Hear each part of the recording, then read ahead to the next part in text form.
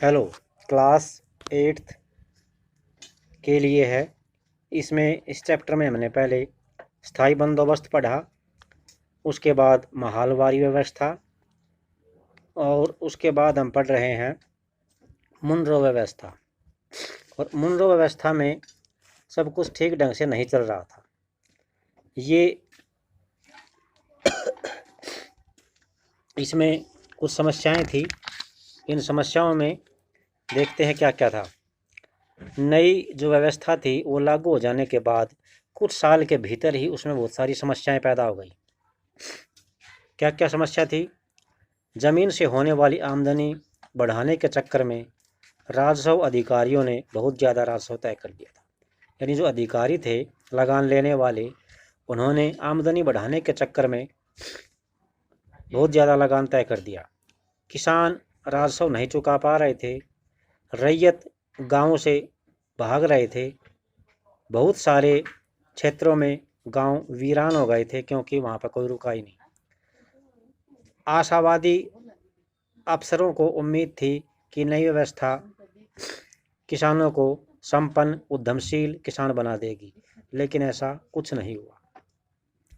अब आगे टॉपिक है अभी यूरोप के लिए फसलें।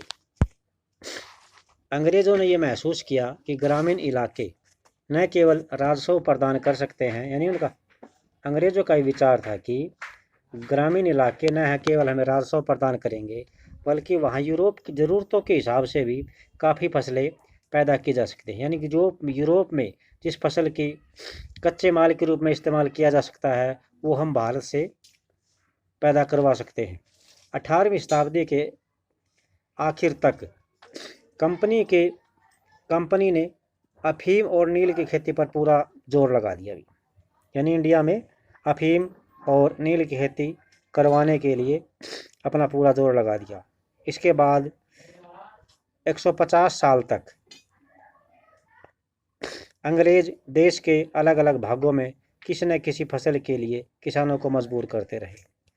बंगाल में पटसन, असम में चाय, संयुक्त प्रांत अर्थात उत्तर प्रदेश में गन्ना, पंजाब में गेहूं, महाराष्ट्र पंजाब में कपास और मद्रास में चावल। अब ये जो फसलें बताई गई हैं, इन फसलों को उगाने के लिए सरकार ने क्या किया? अंग्रेजी सरकार ने क्या किया? अंग्रेज़ों ने अपनी ज़रूरतों की फसलों की खेती को बढ़ाने के लिए अनेक तरीके अपनाए। यानी बहुत सारी कोशिश की इन्होंने, और ये ऐसी ही एक फसल उत्पादन की एक ऐसी पत्ती निकाली, उसको समझने के लिए हमें ये टॉपिक पढ़ना पड़ेगा। और आगे यानी क्या टेक्निक निकाली। अब रंगों का इतिहास देखते हैं। रंगों यानी नील कपड़े रंगने के लिए नील का प्रयोग होता है, उसका हिस्ट्री देखते हैं, पीछे क्या हिस्ट्री रही है। चित्र 5 और 6 में सूती कपड़े के छापे हैं, इनकी 2 तस्वीरें दिखाई गई हैं। बाई तरफ अर्थात चित्र नंबर 5 में जो तस्वीर दिखाई गई है उसमें भारत के आंध्र प्रदेश, ये कलमकारी छापा है, 20वीं सदी भारत का डिज़ाइन है ये। तो ये भारत में आंध्र प्रदेश के बुनकरों द्वारा बनाए गए कलमकारी छापे दिखाई दे रहे हैं। दूसरी तरफ है ये चित्र नंबर 6 में ये डिज़ाइन, ये ब्रिटेन के प्रसिद्ध कवि और कलाकार विलियम मॉरिस द्वारा बनाया गया फूल वाला छापा है। दोनों छापों में एक कॉमन बात है, समान बात है कि दोनों में ही गहरे नीले रंग का प्रयोग किया गया है। दोनों छापों में गहरे नीले रंग का प्रयोग किया गया है। इसे आमतौर पर नील कहा जाता है। क्या आप जानते हैं कि नील कैसे पैदा किया गया है? इन छापों में आपको जो नीला रंग दिखाई दे रहा है वह नील नाम के एक पौधे से निकाला जाता है। इस बात की काफ़ी संभावना है कि 19वीं सदी के ब्रिटेन में मॉरिस के छापों में इस्तेमाल किया गया नील भारत में उगने वाले नील के पौधों से तैयार किया हुआ है। यानी मॉरिस ने जो छापा बनाया है उसमें जो नील कलर दिया है वो भारत में उगने वाले एक पौधे से ही प्राप्त किया गया होगा, ऐसी पूरी की पूरी संभावना है। उस समय भारत जो है दुनिया में नील का सबसे बड़ा स्रोत था, यानी भारत में नील सबसे ज़्यादा पैदा होता था। अब भारतीय नील की मांग क्यों थी? जो नील का पौधा होता है वो उष्णकटिबंधीय इलाकों में होता है, जहाँ गर्मी पड़ती है। 13वीं सदी तक इटली, फ्रांस और ब्रिटेन के कपड़ा उत्पादक कपड़े की रंगाई के लिए भारतीय नील का इस्तेमाल करते थे। कब से है ये?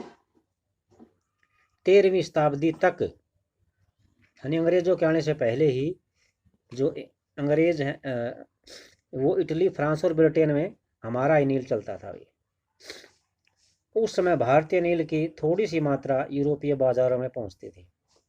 उसकी कीमत भी बहुत ऊंची रहती थी, इसलिए यूरोपीय कपड़ा उत्पादकों को बैंगनी और नीले रंग बनाने के लिए फोर्ड नामक एक पौधे पर निर्भर रहना पड़ता। यानी ब्रिटेन में जो नील बनाते थे वो बैंगनी और नीला रंग बनाने के लिए वोड नामक एक पौधा होता था, उस पर पूरी तरह डिपेंड रहना पड़ता था। वोड पौधा शीतोष्ण क्षेत्र में उगता है, शीतोष्ण जहाँ ठंड पड़ती है, इसलिए यूरोप में आसानी से मिल जाता था।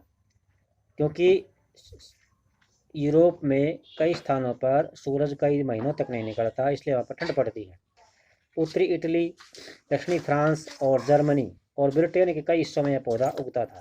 नील के साथ प्रतिस्पर्धा यानी मुकाबला करने से परेशान हो गए यूरोप के कई वुड उत्पादकों ने अपनी सरकारों पर दबाव बनाया कि वे नील के आयात पर पाबंदी लगा दें। यानी जो कपड़ा रंगते थे यूरोप के व्यापारी थे, क्योंकि वो वुड नामक पौधे से कपड़े रंगते थे, और दूसरे जो कंपटीशन में था वो हमारा भारतीय नील था, तो इससे वो उनका जो ब्रांड था नील वाला वो बहुत नहीं बिकता था, हमारा बिकता था। तो उन्होंने फिर सरकार पर दबाव बनाया कि इस नील को लाना बंद कर दे। मगर कपड़े को रंगने वाला नील, मगर कपड़े जो रंगते थे वो नील को ही पसंद करते थे। नील से बहुत चमकदार नीला रंग मिलता था, जबकि वुड से मिलने वाला रंग बेजान और फीका होता था। डिफरेंस बताया अभी। जो वुड पौधे से मिलता था रंग वो बेजान और फीका होता था।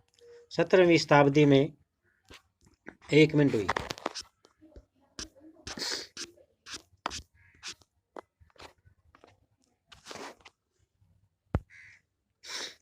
सत्रहवीं शताब्दी तक आते आते यूरोपीय कपड़ा उत्पादकों ने नील के आयात पर लगी पाबंदी में ढील देने के लिए सरकारों को खुश कर लिया। कैरिबियाई द्वीप समूह स्थित सेंट डोमिंगो में फ्रांसीसी, ब्राजील में पुर्तगाली, जमैका में ब्रिटिश और वेनेजुएला में स्पेनिश लोग नील की खेती करने लगे। उत्तरी अमेरिका के बहुत सारे भागों में भी नील के बाग सामने आने लगे। 18वीं शताब्दी के आखिर तक भारतीय नील की मांग और बढ़ गई। ब्रिटेन में औद्योगिकरण का समय शुरू हो चुका था, औद्योगिकरण का युग, यानी कारखाने लगने स्टार्ट हो चुके थे। उसके कपास जो उत्पादन था उसमें बहुत ज़्यादा बढ़ोतरी हुई। अब कपड़ों की रंगाई की मांग और तेज़ी से बढ़ने लगी, नील की मांग भी बढ़ी। उसी दौरान वेस्ट इंडीज़ और अमेरिका के मिलने वाली आपूर्ति अनेक कारणों से बंद हो गई, यानी वेस्ट इंडीज की तरफ से और अमेरिका से मिलने वाला जो नील था लगभग बंद हो गया था। 1783 से 1789 के बीच दुनिया का नील उत्पादन आधा रह गया था। ब्रिटेन के रंगरेज, यानी कपड़ा रंगने वाले ब्रिटेन के रंगरेज अब नील की आपूर्ति के लिए बेचैनी से किसी और स्रोत की तलाश कर रहे थे, यानी किसी दूसरे देश से हमें नील मिल जाए, और ये नील लास्ट मिलेगा इंडिया से। तो आज के लिए इतना ही, नेक्स्ट अगले टाइम।